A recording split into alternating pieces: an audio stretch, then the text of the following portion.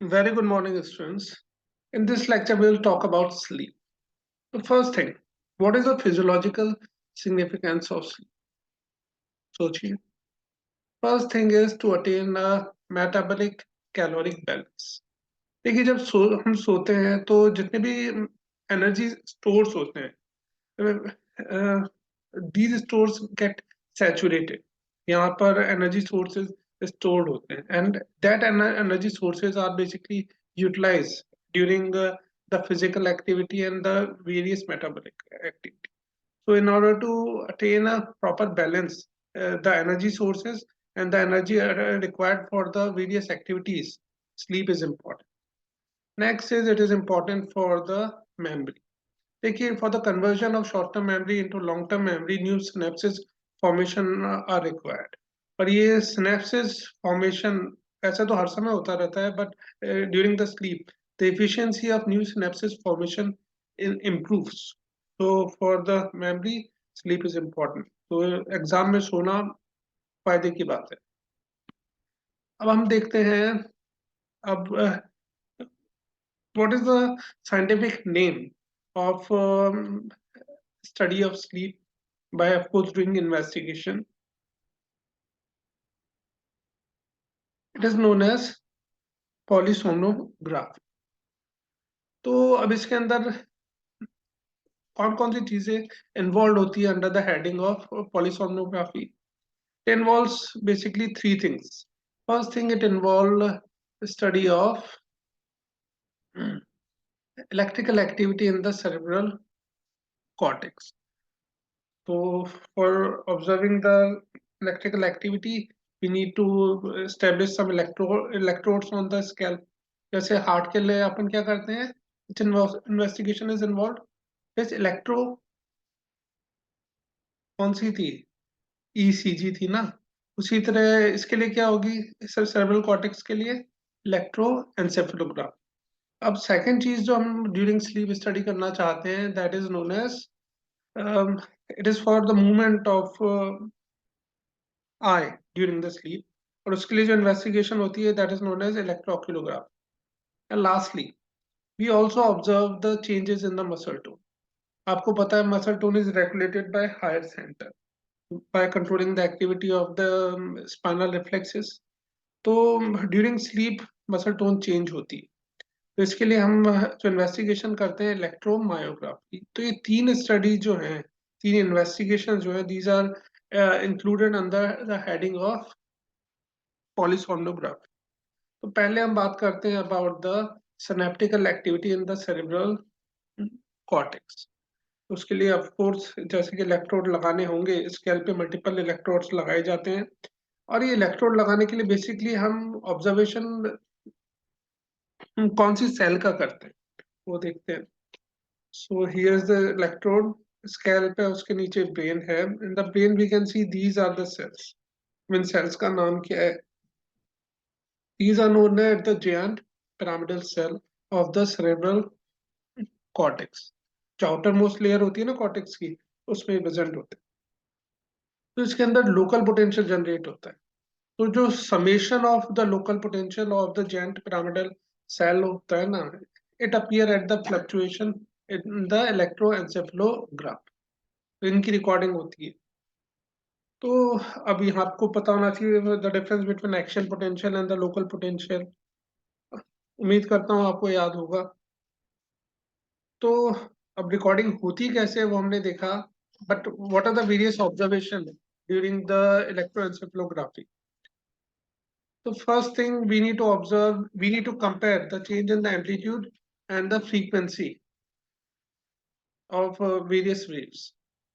तो first is it is beta wave, alpha, theta and delta. तो अब आप ऑब्जर्व कर सकते हैं जैसे जैसे हम बीटा से थीटा की तरफ, डेल्टा की तरफ आते हैं, the frequency of the wave is decreasing and the amplitude is increasing. ये सिंपल ऑब्जर्वेशन है, आपको दिखाई दे रही है. अब ये स्लीप की कौन सी फेज के साथ कौन सी वेव एसोसिएटेड है उसके बारे में हम बाद में बात करेंगे. Now second is electro oculography, movement of the eye ball. उसके लिए भी इलेक्ट्रोड लगाने पड़ेंगे लगाएंगे कहाँ पर, जो एक्स्ट्रा ऑक्यूलर मसल होती है उसके वहां। तो in the same way be place during the sleep and observe presence और absence of movement of the eyeball. तो अब ये ऑब्जर्व करना जरूरी क्यों है? ये इसलिए जरूरी है क्योंकि इस बेसिस पे हम स्लीप की दो फेजेस में डिवाइड करते हैं स्लीप को। The first phase is in which eye movement is absent. Second is in which eye movement is present. तो जिस फेज में एब्सेंट होता है, it is known as non rapid eye movement sleep. इसकी 4 steps phases होती है, first second third fourth. And the second, जिसके अंदर आई मूवमेंट प्रेजेंट होती है, is known as rapid eye movement sleep और पैराडॉक्सिकल स्लीप। तो ये जो नाम होता है ना, पैराडॉक्सिकल स्लीप, इसके नाम से शॉर्ट नोट आ सकता है आपके, ये इंपॉर्टेंट है। अब इसको ये अलग से नाम दिया क्यों है, इसका रीजन हम बाद में देखेंगे। नाउ स्लीप साइकिल देखते हैं step by step. First of all, the person is awake, you want to sleep. तो जब वो सोता है, it enter into the first phase of the NREM, then second phase of the NREM, third phase and fourth phase of the NREM. Then अब यहाँ NREM के 4 phases खत्म हो गई, it will enter into the REM and again the same cycle will be repeated again and again. तो एक single duration of sleep में there will be multiple sleep cycles. तो the duration of the starting sleep cycle is around 70 to 100 minutes. पर धीरे धीरे जैसे जैसे sleep cycle again again repeat होती है, तो duration of the sleep cycle start to decrease. ना sleep cycle during various phases of the sleep. तो क्या the contribution of an REM is same during all the phases of sleep, या फिर वो change होता है? तो अगर अपन बात करें about the pre term infant की बात करें, तो उसके अंदर ज्यादा लंबी कौन सी फेज है? इट इज REM, 80% है, और NREM इज ओनली 20% है। फुल टर्म में 50-50 होता है। जो न्यूबॉर्न आपने देखा होगा 12-12 घंटे तक सोता रहता है, is important for the formation of synapses and the development of the brain। तो देखिए रेशियो, अब 20 से 65 ईयर तक एज में NREM is longer, 75 to 25%। And 60 more than 65, मतलब जो एल्डरली लोग होते हैं, उसमें एनआरईएम का रेशियो फर्दर इंक्रीज हो जाता है, it is 85% and REM only 15%। so these so sleep, the pattern of sleep also depends upon the early age, young age या फिर elderly age, कौन सी स्टेज में आप हैं। तो हमने phases देखी। now we'll see the changes in the electroencephalography during the sleep cycle। तो first of all, आप सोए नहीं है, you are awake, you want to sleep, your eyes are open। तो इस कंडीशन में जो स्लीप जो ईजी होगी, it will be the beta wave. Then आप अपनी आंखें है ना क्लोज करेंगे, but still you are aware, तो it will be alpha wave. Then आपको नींद आनी चालू हुई है, then alpha wave again. First phase of the NREM is again alpha wave. अब जहाँ वेरिएशन आता है, सिग्निफिकेंट वेरिएशन जो आपको देखने को मिलता है, it is the second stage of NER. यहाँ दो स्पेसिफिक वेव्स अपीयर होती हैं which are known as sleep spindle and the K complex. तो ये दिखते कैसे हैं, देखिए यहाँ पे। Sleep spindle is a higher frequency variation in the electroencephalography. On the other hand, the K complex amplitude is very high fluctuation. But these two variation are very specific for the stage second। ये आपके viva में सवाल पूछते हैं, MCQ भी आ सकता है।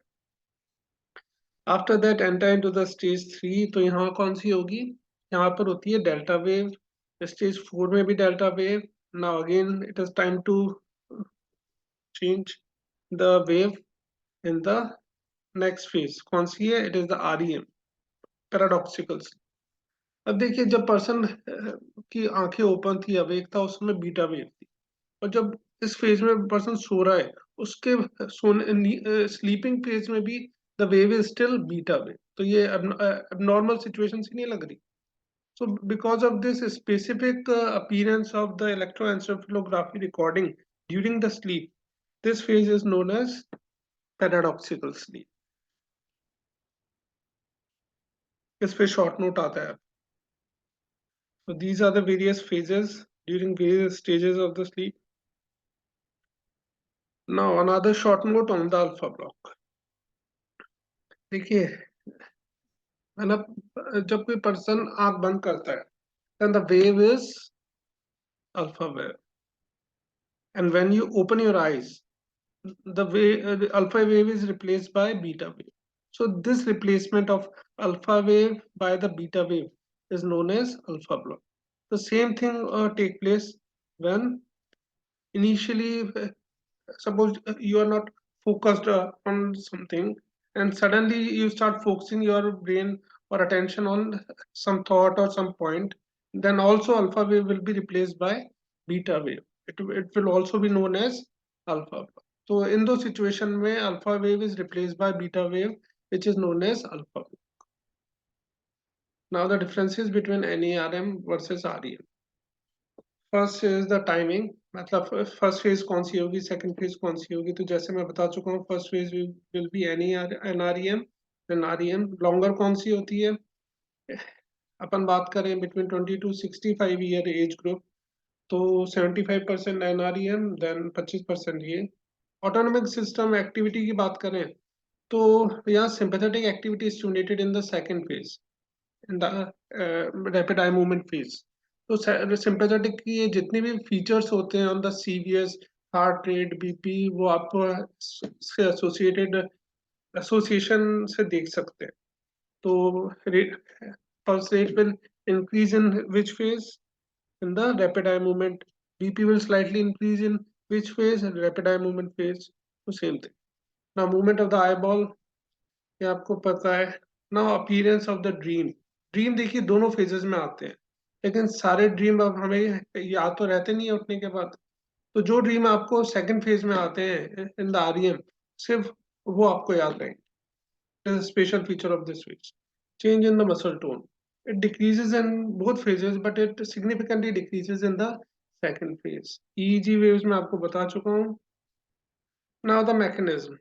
The first one, NREM, is because of inhibition of the reticular activating system. अब reticular activating system क्या है? It is a basically network of neurons which are present in the brain stem.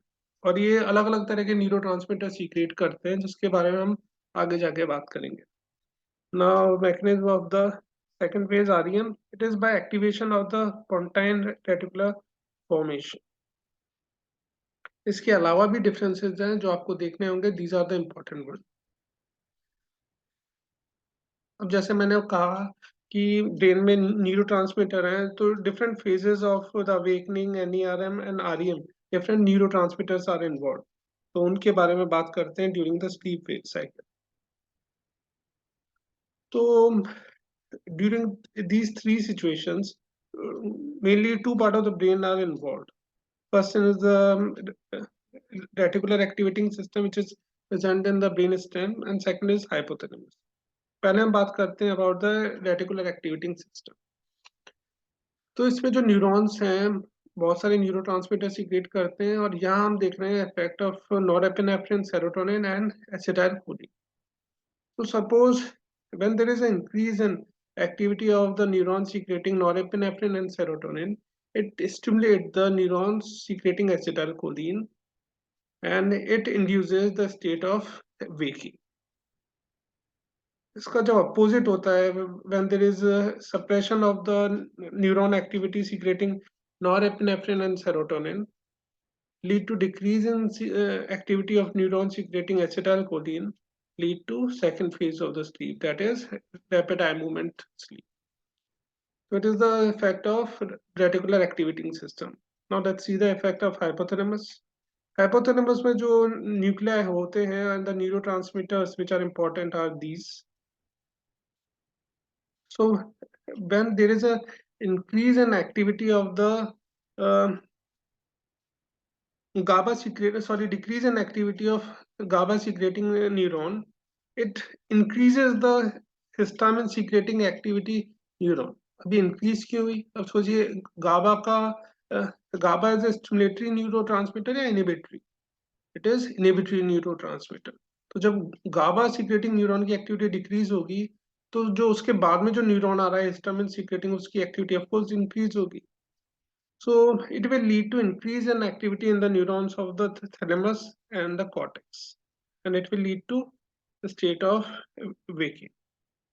इसके opposite में, when there is increase in activity of the GABA secreting neuron, it will lead to decrease in activity of histamine secreting neuron and lead to decrease in activity of the thalamus and the cortex, and of course it will lead to formation, it lead to the state of the first phase of the sleep, that is NREM. So after this lecture, it is your homework. You need to study about the sleep disorders. Okay, thank you.